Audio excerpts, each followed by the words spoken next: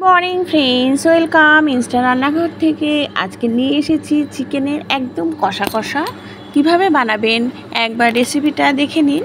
ভালো লাগলে অবশ্যই কমেন্ট করবেন, নতুন যারা আছেন বেল আইকনটা প্রেস করবেন। প্রথমেই আমি গোটা জিরে আর দারচিনি ফোড়ন দিলাম। দেওয়ার পরে ঝিরিঝিরি করে আমি পেঁয়াজ কেটে নিয়েছি, সেই পেঁয়াজটা কিন্তু আমি কড়াইতে ভালো মতো ভেজে নেব। ওর উপরে দিয়ে দিলাম আলুগুলো উপরে নুন দিয়ে দিলাম, যাতে সব একসাথে ভালো মতো ভাজাও হয়ে যায় আর সেদ্ধও হয়ে যায় আলুগুলো। সেই জন্য এটা নুনটা দিয়ে ঢেকে দেব। ঢেকে দিয়ে দেখুন অনেকটাই কিন্তু মজে গেছে। তারপরে দিয়ে দিচ্ছি একটু হলুদ, তারপরে একটু গোলমরিচের গুঁড়ো দিলাম, দিয়ে ভালো করে নাড়িয়ে নেব।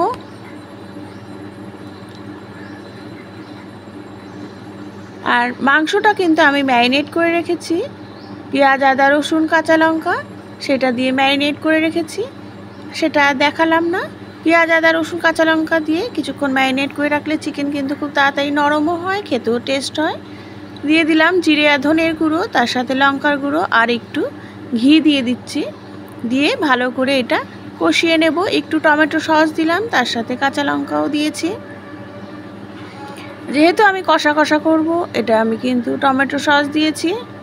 মতো জল দিয়ে কষিয়ে নিলে কিন্তু রেডি হয়ে যাবে। দারুণ দেখতে হয়েছে, খেতেও তেমনি।